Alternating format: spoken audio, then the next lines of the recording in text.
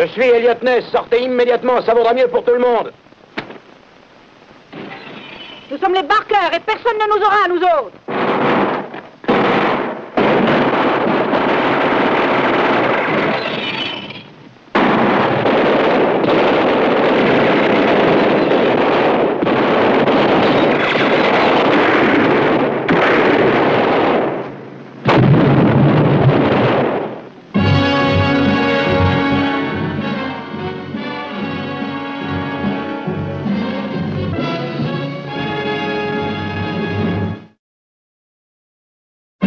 Dans la série Les Incorruptibles, nous vous présentons Mand Barker et ses fils.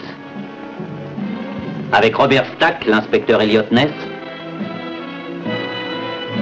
et Claire Trevor.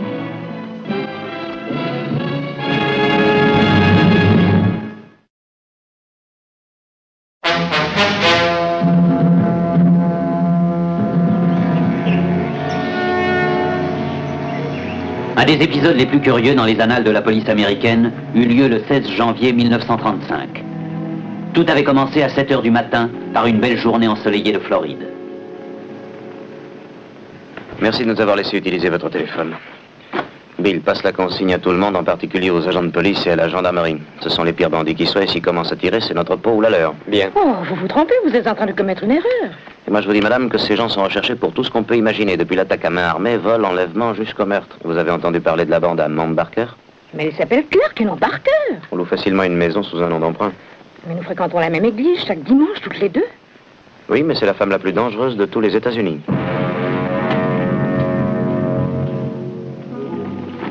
Unissant ses forces à celles de la gendarmerie locale et de la police d'État, Elliot Ness et ses incorruptibles allèrent faire une visite surprise aux environs de la ville d'Oklawoka, en Floride. Ce qui s'ensuivit parut en première page des journaux dans le monde entier.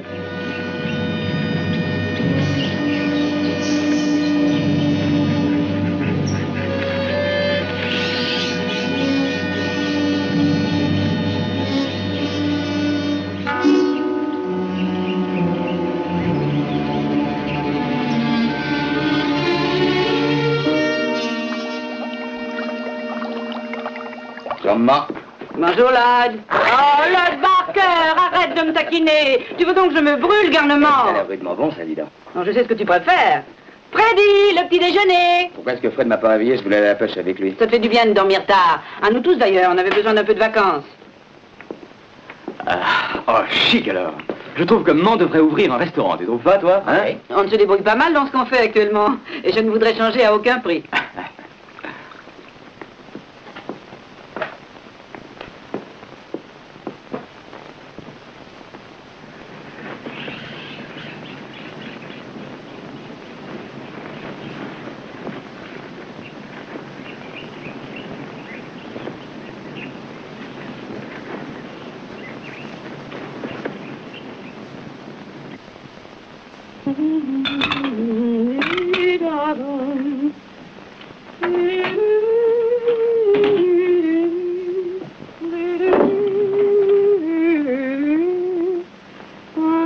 Tu sais que t'as encore une très jolie voix, non?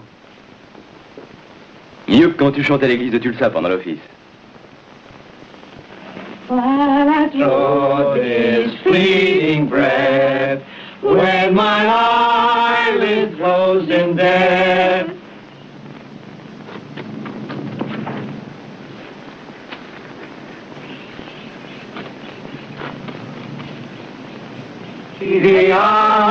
Lloyd Barker, Madame Barker, sortez immédiatement, tous les trois.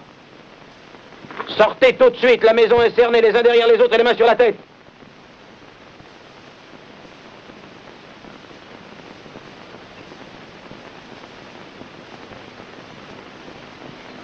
Je suis Elliot Ness, sortez immédiatement, ça vaudra mieux pour tout le monde.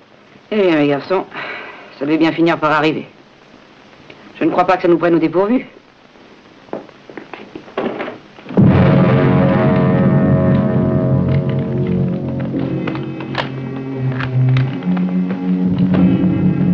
Bon, chacun à son poste. Lloyd, tu prends la route. Freddy, la chambre du haut.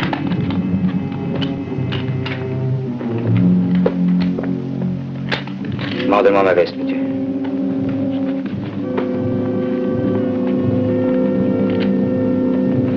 T'en fais pas, tu tireras bien. À nous trois, on les aura avant, maman.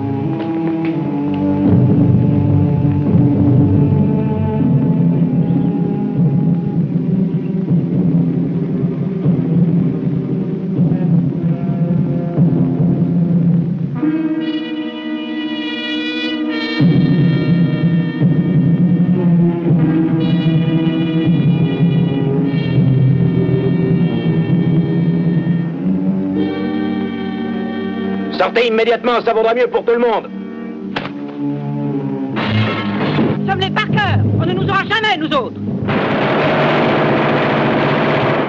La descente des lieutenants et de ses hommes dégénéra en bataille rangée qui pétrifia les observateurs qui la relatèrent plus tard. Le combat dura plus de 6 heures. Alors vas-y, est-ce que je ne t'ai pas toujours conseillé sans jamais me tromper?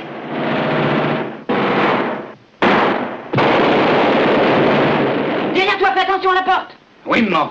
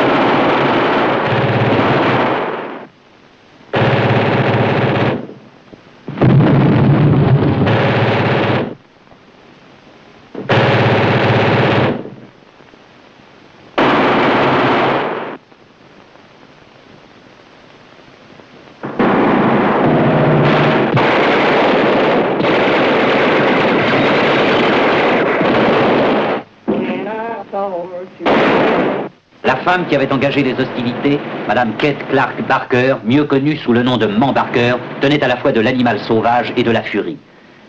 Mais elle n'avait pas toujours été ainsi. Bien des années auparavant, elle avait eu sa place parmi les paroissiennes respectables et dévotes de Tulsa, dans l'Oklahoma. When my eyelids close in death, when I thought two worlds alone, see thee on my judgment throne, rock of ages cleft for me, let me hide myself in thee.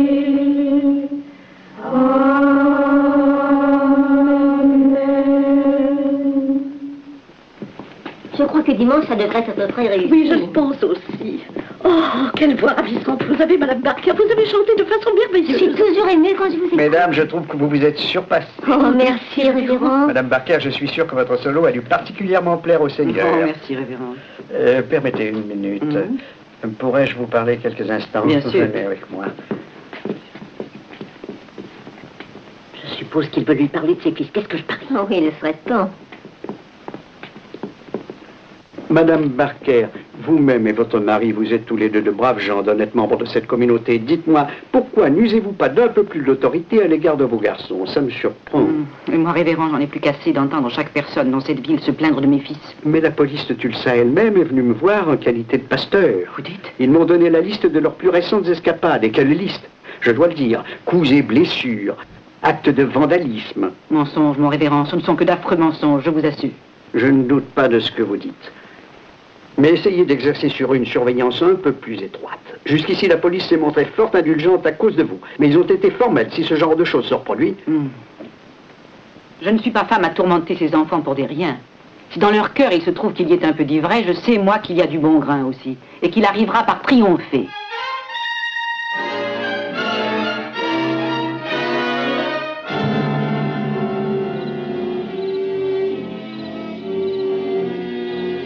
Freddy! Vite, filons!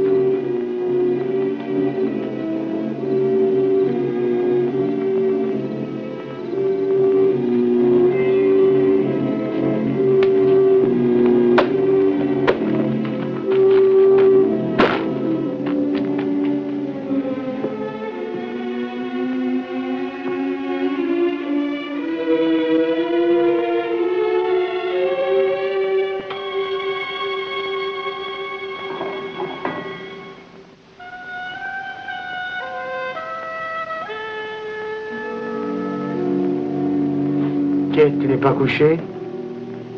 Je t'ai dit que je n'irai pas au lit avant d'avoir fini le gâteau d'anniversaire de Doc.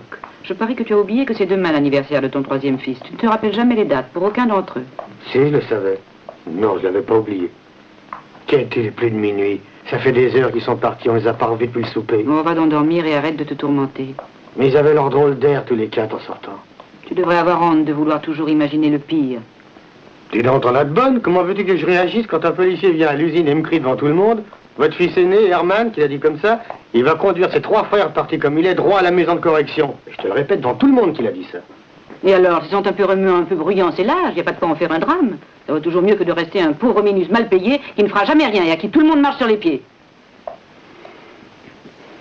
Tu vises quelqu'un en particulier? Oui, Georges, je vise quelqu'un en particulier.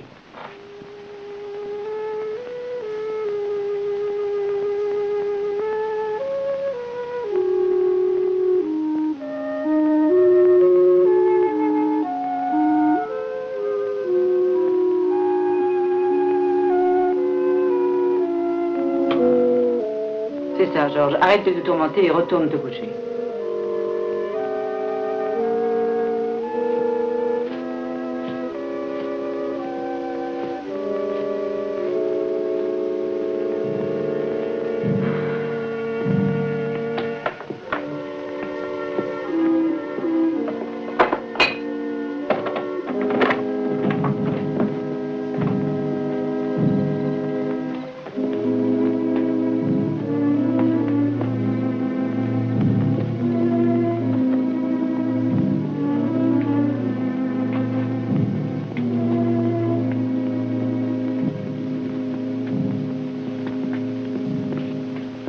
Et vous, les enfants?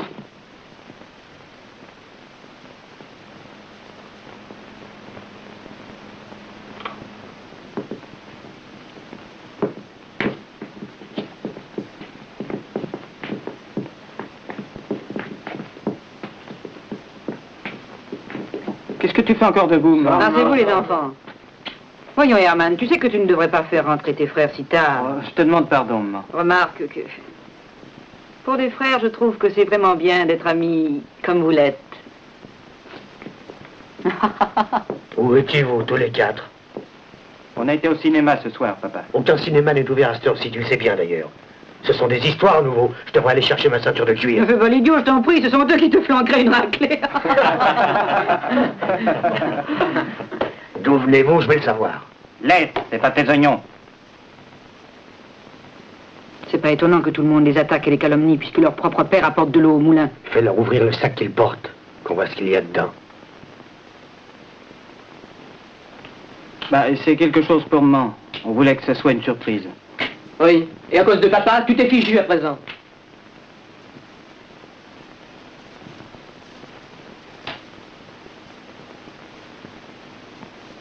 Chez qui avez-vous commis ce vol? Georges! Allez, répondez, qui avez-vous dévalisé?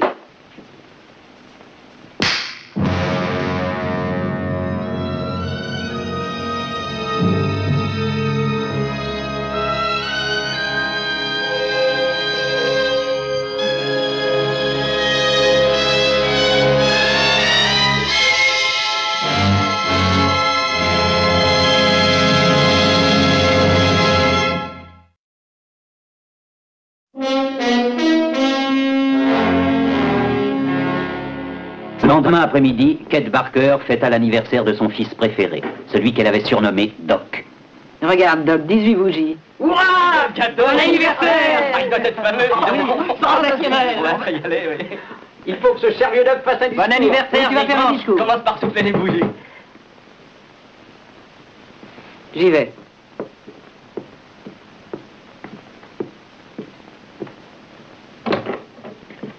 Ça va, Barker? Hier soir, les Canagan, ce vieux ménage, vous connaissez? On les a volés. Pourquoi venez-vous me dire ça à moi? Ben voilà, c'est parce qu'un des voisins croit avoir entendu assez nettement la voix de vos fils. Voulez-vous attendre ici 1 minute si ça ne vous fait rien?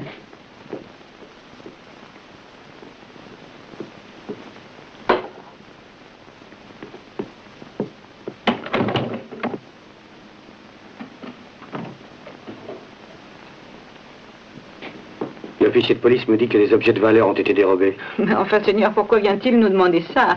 Puisque mes fils n'ont pas bougé de la maison hier soir. Ah, si vous me donnez votre parole, madame, je ne demande qu'à vous croire. Ne fréquentons-nous pas la même église chaque dimanche, les uns et les autres? Mais oui, voyons.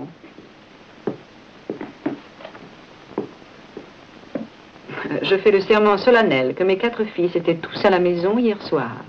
Nous avons passé la soirée à regarder de vieilles photographies. En mon âme et conscience. Messieurs, dames, excusez-moi de vous avoir dérangé. Doc, bon anniversaire.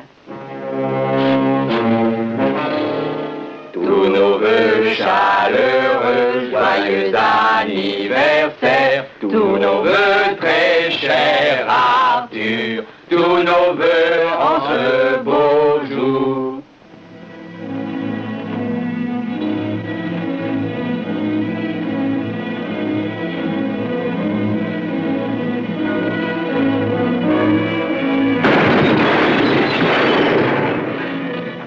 Deux jours après l'anniversaire d'Arthur, les fils Barker furent pris en train de dévaliser un magasin. Exploit que l'aîné, Herman, paya de sa vie. Le Seigneur est mon berger, grâce à lui je ne manquerai de rien. Il me choisit les pâturages les plus fertiles. Il me conduit vers les eaux claires et calmes. Il rend la paix à mon âme. Il me conduit dans les chemins de la vérité pour la gloire de son nom. Oui, bien que je marche en cette vallée de larmes, je ne crains pas le mal, car le Seigneur est avec moi. Tu es mon soutien, ô Seigneur, tu es mon réconfort. Tu m'as préparé la table. Tu l'as dressée devant moi en présence de mes ennemis. Tu as oint mon front d'huile. Tu as fait déborder ma coupe. Je sais que ta bonté et ta miséricorde seront sur moi tous les jours de ma vie, et que je demeurerai dans la maison du Seigneur à jamais. Tu as dit, je suis la résurrection et la vie, et celui qui croit en moi ne mourra jamais. Car je vous le répète, celui qui croit en moi aura la vie éternelle.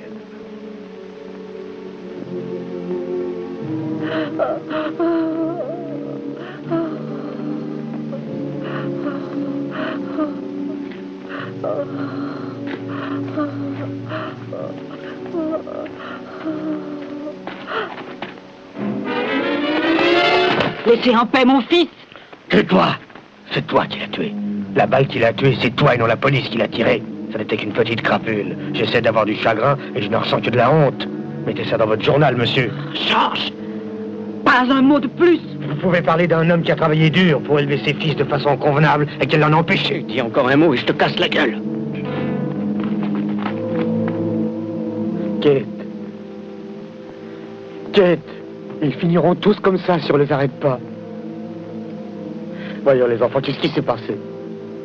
Je voulais pourtant être un bon père qui soit fier de ses fils.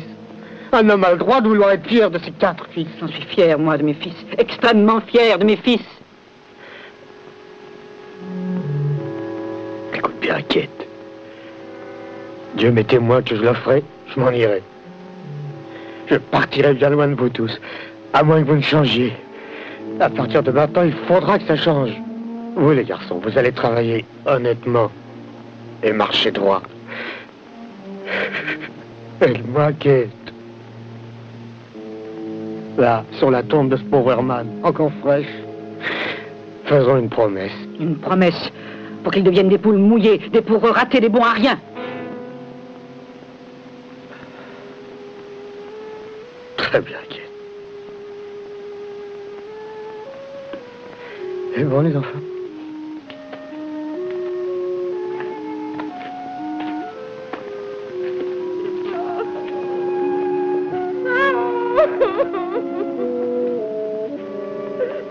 Madame Barker, je connaissais bien Herman, votre fils. Et je... Oh, toi, va-t'en d'ici. Et file tout de suite. Faut croire que tu n'as ni dignité ni décence. Personne ne t'a demandé de venir te joindre à nous. Ni toi, ni personne. Tu vas nous laisser avec notre chagrin, tu veux. Ordure, espèce de petite saleté.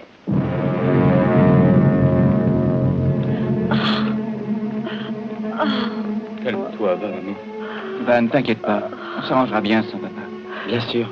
Bon débarras, d'ailleurs. On va très bien s'organiser. Vous verrez, ce sera formidable, tous les 4. Personne ne pourra rien contre nous. On ne pourra pas nous atteindre. Nous serons toujours les plus forts si nous restons unis. Et si nous nous aimons bien fort tous les quatre, ce sera notre force et notre secret. Uniquement moi et mes 3 fils. Mes fils à moi, mes merveilleux garçons. On n'admettra aucun étranger. Arrière-étranger. Nous ne voulons être que nous. Maintenant, nous serons 4 à l'avenir, mes fils. Contre le monde tout entier.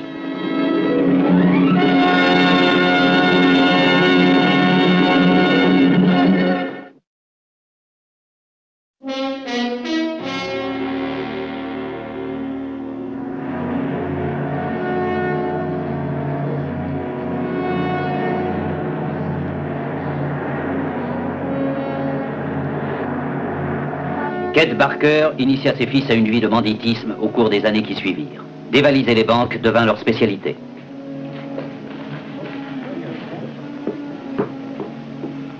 Puis-je vous aider, madame? Oh, merci. Ce n'est rien. J'étais juste venue en passant, je voulais changer un billet de 5 $.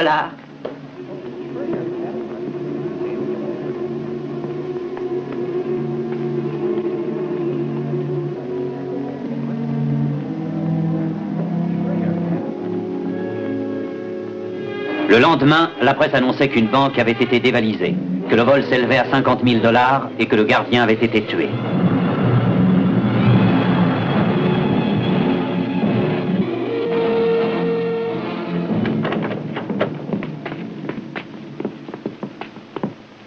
Alors, au moins vous êtes sains et saufs tous les 3. Lequel a tué le gardien? C'est moi. Tu y étais vraiment obligé? Mais il bloquait la sortie du côté gauche. Je t'avais dit de ne pas sortir sur la gauche. J'avais fait un plan exprès bien détaillé. C'est la panique qui te rend idiot.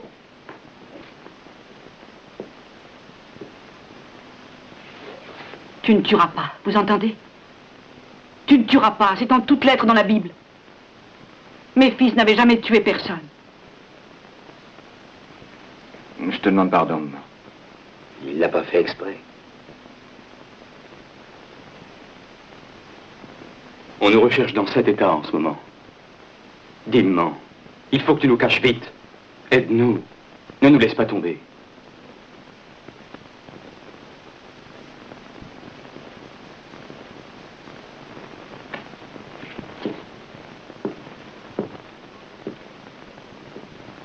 Entendu, je vous soutiendrai. Seulement à condition que vous fassiez des progrès. Je veux que mes fils soient les meilleurs, vous entendez, les meilleurs. Je ne veux plus, c'est compris, ni faute ni échec. Maintenant, voilà comment vous auriez dû procéder. Main Street est ici. La banque est là. Maintenant, si vous étiez sorti par la porte principale, ainsi qu'il avait été entendu, doucement, sans courir surtout, que vous ayez traversé la rue, puis que vous soyez passé devant ce drugstore, en tournant ensuite là où je vous avais soigneusement indiqué, vous vous seriez trouvé en sécurité, loin de la banque, bien avant que l'alarme ne soit donnée à cause de vous. Écoutez soigneusement, hein. Il faut que vous agissiez dorénavant comme si vous étiez un seul homme, non 3.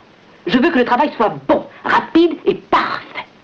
Freddy, tu resteras dans la voiture avec le moteur qui continue de tourner. Portez des semelles de caoutchouc, c'est plus silencieux et plus vite. Et à l'avenir, toutes mes instructions seront mises en code. Tous les coups seront longuement répétés entre nous. Nous allons nous lancer maintenant, voire grand, plus grand toujours. Pour ça, il faut que mes fils soient bien préparés. 65 000 $ représentant la paye d'une entreprise de Sioux Falls dérobée par 3 hommes qui réussissent à s'enfuir. D'autres vols suivirent, banque, caisse de dépôt, usine, variant en importance, mais toujours l'œuvre, semblait-il, de ce même trio de malfaiteurs dont les déplacements éclairs d'un bout à l'autre du pays déjouaient toutes les initiatives de la police. La trace sanglante laissée par les bandits sauta de l'Oklahoma au Minnesota, descendit jusqu'au Kansas, remonta dans le Dakota, pour aller ensuite jusqu'en Illinois, mais eux demeuraient introuvables. Et puis, un beau jour, un petit homme à l'air las entra dans le bureau d'Elliot Ness à Chicago. Cela faisait 7 ans que Papa Barker s'était séparé des siens. Il était resté un brave homme honnête. Il était horrifié de tous ces crimes toujours plus affreux.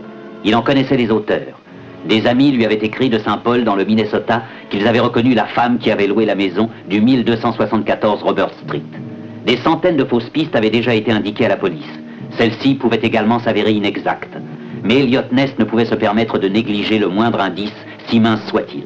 Au 1274 Robert Street, dans la ville de Saint-Paul, c'était comme au bon vieux temps. On fêtait cette fois encore l'anniversaire d'Arthur, dit Doc. Doc, je vais aller chercher ton petit cadeau, mon chéri. Light, Freddy. Oui.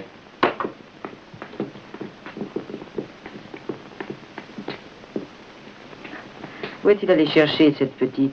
Elle travaille dans une boîte de nuit du quartier. Elle est au vestiaire, ce qu'il paraît. Elle a l'air d'avoir déjà pas mal traîné. J'ai tricoté ça pour Doc, pour son anniversaire. Ça m'aide à passer le temps pendant que vous êtes tous occupés. Ça va être bon. Ah oui. Il sait que nous ne voulons pas d'étrangers à nos réunions de famille, pourtant, hein?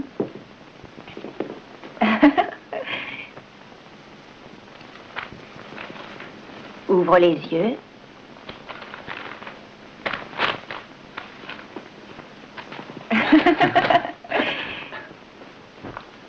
Ça va, allez le rendre où vous l'avez pris, vous faites-en cadeau à un gigolo de votre connaissance, mais pas à mon fils. Maman. Je ne l'aime pas, cette fille. Elle n'a pas de classe et je n'en veux pas. Maman, arrête. C'est moi le plaisir de ne plus me ramener ce que tu auras été ramassé à droite et à gauche, hein?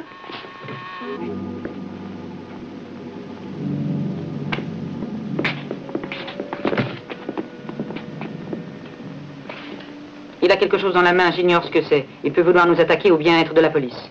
Vous connaissez toutes vos cachettes, n'est-ce pas? Vite, courez. Je peux te faire confiance? Oh oui, bien sûr. Bon, tu feras attention, tu diras comme moi, c'est tout. Bien, madame.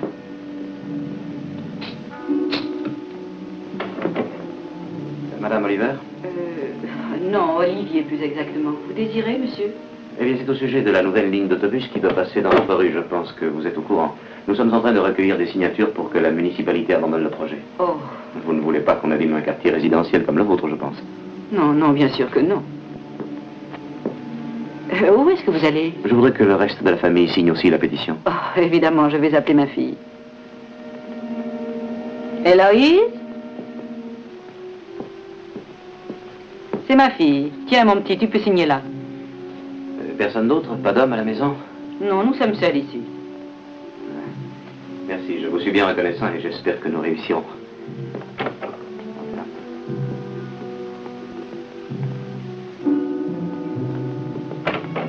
Alors, on l'a bien eu, hein, madame Parker? Je t'en prie, ne sois pas idiote. Doc, Lloyd, Freddy?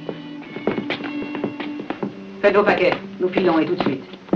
Ce gars-là avait sûrement une raison de venir fouiner. On a de l'essence, Freddy? Oui, il a fait le plein ce matin. Parfait. Et moi, madame, qu'est-ce que je deviens? Dis au revoir à Doc, il fout le camp d'ici. Comment elle veut que je m'en aille, dit chérie. Je croyais que nous devions nous marier. Mais ne t'inquiète pas, voyons, je te donnerai de mes nouvelles. Je te ferai venir.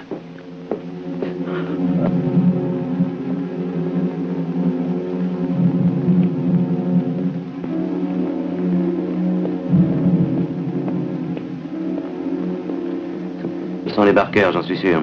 Tu parles de sa fille. Regarde comme elle a écrit Olivier.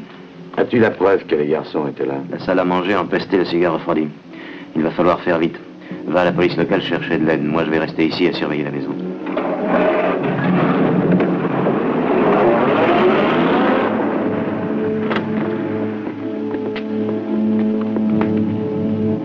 Faites vite, allons.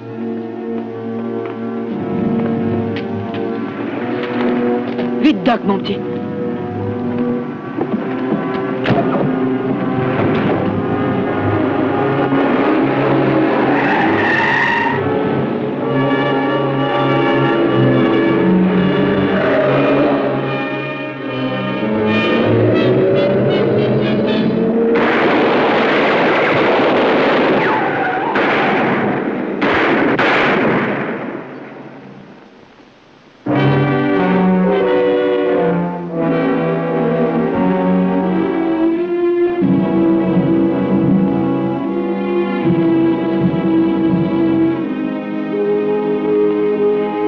Une fois déjoué le piège qu'Elliot Ness leur avait tendu, les Barker réussirent le coup le plus audacieux de leur carrière.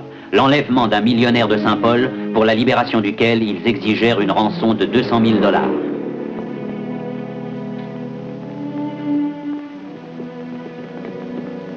Les enfants? Ça, maman, ce soir, j'espère qu'on n'aura pas de reproches, hein? Non. Ah, je suis fière de vous. J'en peux à peine parler. Allez, on va fêter ça, hein, on le mérite? Oui, allons-y. Non, j'ai une vraie surprise pour toi, là, dehors. Pas trop de fêtes ce soir, hein, parce que demain à l'aurore, on vide les lieux. Quoi? Je suis sûre qu'on nous a à l'œil. Il faut que je nous trouve un autre endroit où habiter. Et où est-ce qu'on va aller? Ben, en Floride, peut-être bien. Faudra se tenir tranquille pour 1 ou 2 mois. La Floride, c'est le rêve pour une lune de miel, hein?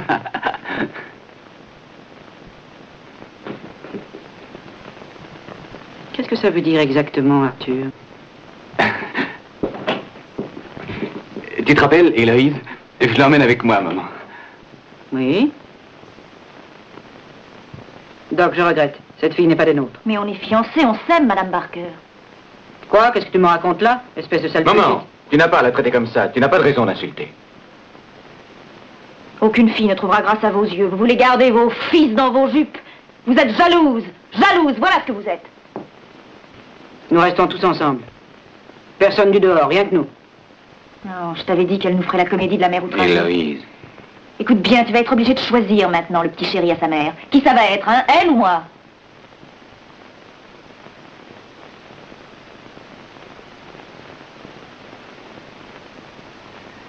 Je te quitte, maman. Je pars. On va aller à Chicago. Je vais prendre la part qui me revient et au revoir, merci. T'as peur de te servir, peut-être?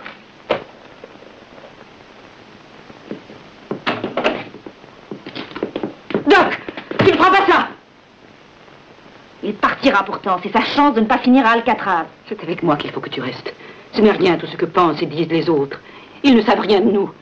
Toi et tes frères, je vous ai élevés, soignés depuis toujours, si sauvages. Il y avait entre vous de telles différences. Vous avez besoin de toute ma force, de toute ma volonté pour vous protéger. Doc, ne quitte pas ta mère, de peur que les forces qu'elle te communique ne te quittent. Il avait à peine 6 ans qu'il a eu une méningite aiguë. On avait dit qu'il ne passerait pas la nuit. Bien sûr, tu ne t'en souviens pas. Je t'ai veillé toute la nuit, tenant ta main serrée. Pour que la vie et les forces qui étaient en moi passent dans ton sang. Ne l'écoute pas, il veut t'attendrir. C'est vrai que souvent on dit de moi que je suis une femme dure et autoritaire. Il est exact qu'à l'égard de beaucoup, je n'ai pas dû être très bonne. C'est parce que je vous aimais tant, vous quatre, que je n'avais de place pour personne d'autre.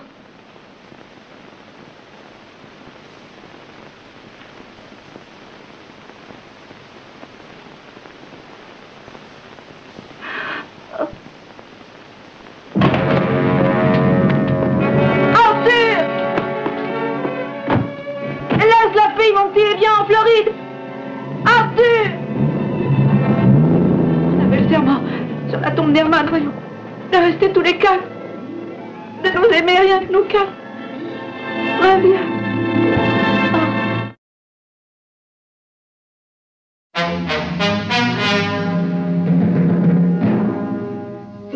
Que Kate Barr et fils se terraient en Floride, un drame se nouait dans une maison meublée à plus de 2000 km de là, à Chicago, où le troisième fils Barker, inquiet et transi de peur, se cachait lui aussi.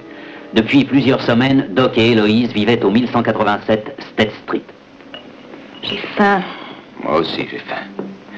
De toute façon, t'as pas un sou. Ça n'est pas l'argent qui te manque. Tiens, $2.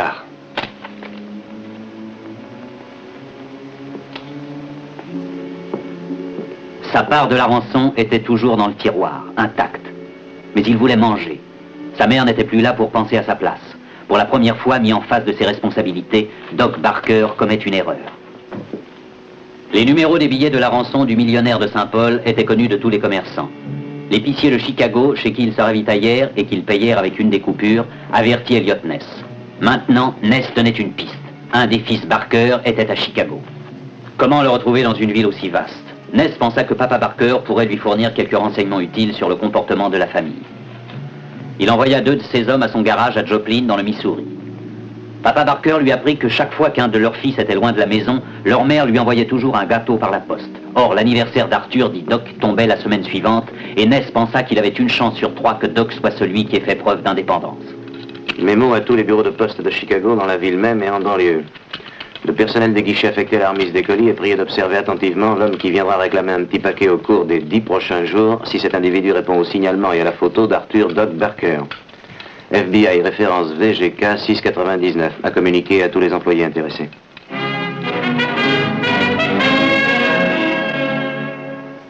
Là, il écoute. Oui. Son nom, c'est bien Clarence Tillman, hein? Non de qui me ment. Celui que ton frère utilise pour recevoir son courrier à la poste à Chicago. Maman, qu'est-ce que tu fais? Ah non, tu ne dois pas me gronder, hein? Fred! Fred! Quoi? Qu'est-ce qu'il y a? Regarde. Faut pas, on t'a pourtant dit... C'est un risque idiot. Jusqu'ici, personne ne sait qu'on est en Floride. Je le sais bien, je n'ai pas pu résister. Jour et nuit, je pense à lui, à ce qu'il devient. Je me dis qu'il a peut-être le cafard, qu'il dépérit loin de nous. Lui? Tu te figures qu'il dépérit? Ah, tu parles, lui et cette fille attendent bien tranquillement de pouvoir mener la grande vie avec le fric qu'ils nous ont extorqué. Ah oui, le salaud, il nous a bien eu. Ne dites plus jamais de choses pareilles sur votre frère. Vous m'entendez? Ah jamais. bon, ça va. On sait qu'Arthur était ton préféré, mais il faut voir les choses en face. On aime mieux pas qu'Arthur sache notre adresse, question de prudence. Mais qu'est-ce que vous racontez? Oh, Freddy, vous ne pensez tout de même pas que votre frère nous donnerait? Bon, d'accord, envoie-lui son gâteau. Mais ne mentionne pas ton adresse, hein. Je vais le mettre à la poste à Gainesville. Je vais juste lui mettre également cette belle carte postale. Non, non, je n'écrirai rien. J'enverrai juste la carte, sans plus. Meilleurs vœux d'Oklawoka, Floride. Il faut pas, maman. Ne l'envoie pas. Laisse tomber cette carte. Je te défends de l'envoyer. Bon, d'accord.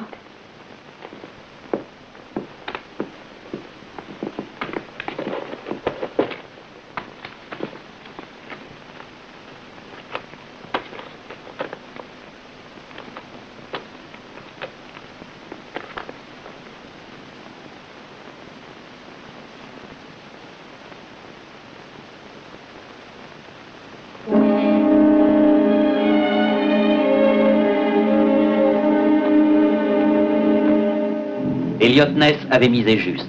Arthur Barker envoya Héloïse à la poste pour voir si son gâteau était arrivé, puisque sa mère lui en expédiait toujours un pour son anniversaire. Là, Héloïse tomba sur l'affiche qui ne faisait aucun doute sur l'intérêt que la police portait à son mari.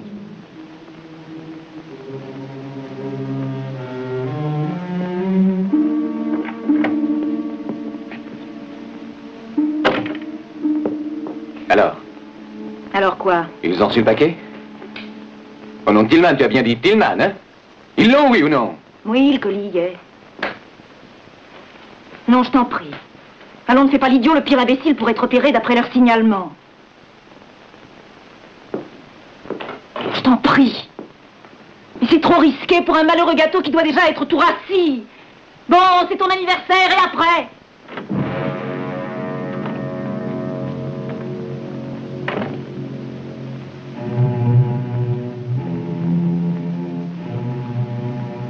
Il y a un paquet au nom de Tillman.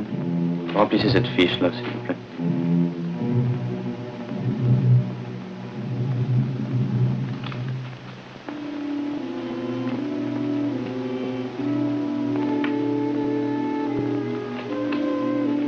Voilà.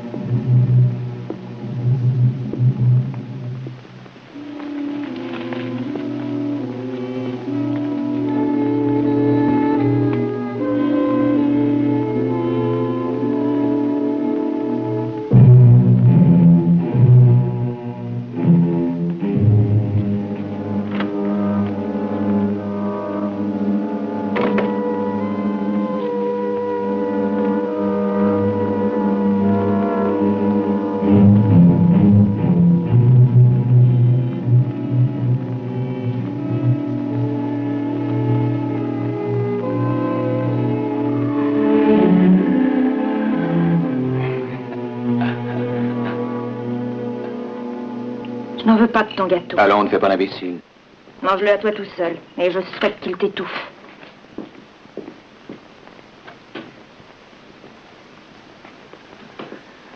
T'as entendu parler d'un coin appelé Oklawoka?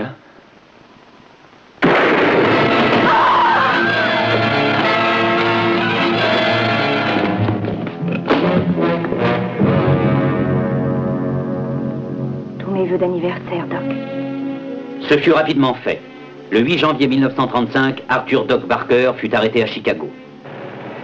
Le 16 du même mois, les incorruptibles étaient prêts pour le siège final à Oklawoka.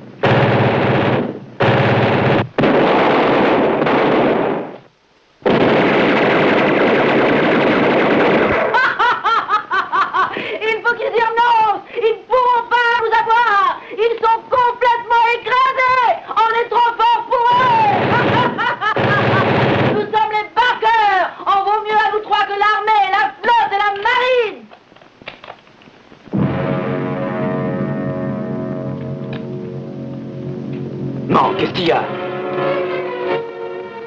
J'ai cru voir ton frère, Doc, là, tout de suite. Ah, t'as des visions, maman. J'ai cru le voir là-bas, sous les palmiers, regarde. Écoute, il aurait d'abord fallu qu'il le chope à Chicago. Ensuite, comment il serait venu jusqu'ici?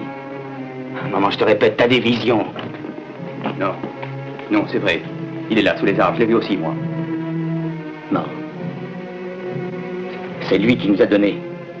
Ça ne peut être que lui. J'en suis sûr, ça ne peut être que lui. Qui aurait été dire à la police où on se cachait? Je te défends de penser des choses aussi abominables. Écoute, on s'est fait avoir, on est de vrais idiots. En tous les cas, je me rends, moi. Et toi, tu viens aussi. Reste. Écoute-moi un peu. Doc ne nous aurait jamais vendus, tu entends? Il nous aime, je le sais. N'accuse pas ton frère, je réponds de lui. Ne te conduis pas en lâche, hein? J'ai appris à mes fils à être braves et non à être lâches.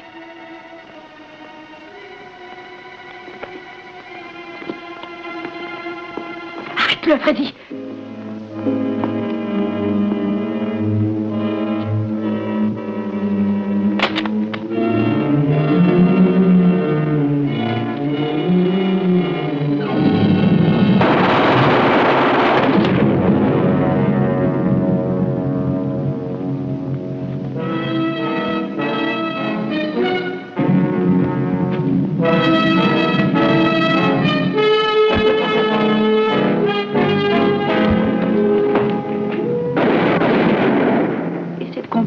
Chérie, il faut absolument rester tous unis ensemble. Il ne nous arrivera rien aussi longtemps qu'on restera tous les quatre unis. Doc est revenu avec nous. Contre nous, on ne peut rien. On est sauvés. On est sûr de gagner maintenant. Mon chéri. Mon petit garçon. Dors.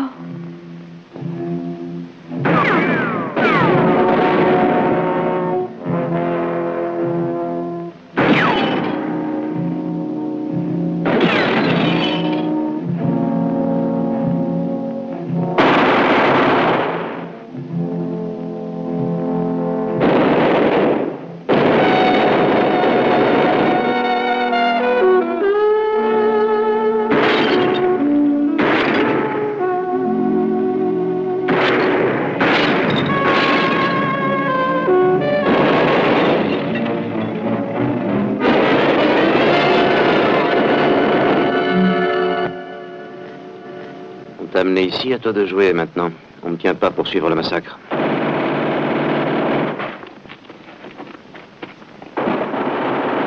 Arrêtez pour 1 minute.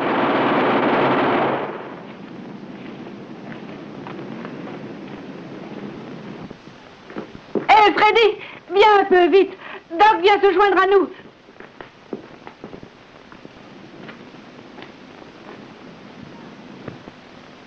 Doc! Doc, tu étais parti et te voilà revenu. Ah, mon petit, entre vite, mon chéri, on a besoin de toi. Non. Tu n'as pas une chance, pas une. Oh, bien sûr que si, à présent que te voilà revenu avec nous. Freddy! Doc a pu s'échapper, tu te rends compte? Un bon tour, hein, qu'il a joué au fédéraux. J'ai retrouvé mon fils.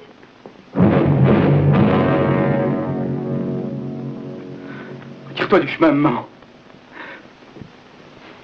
Il travaille pour eux maintenant. Non, Fred, non. Dis-lui. Dis-lui comment tu les as envoyés ici. Pour le garde de la banque que j'avais tué, ils ont dit qu'ils réduiraient ma peine si je...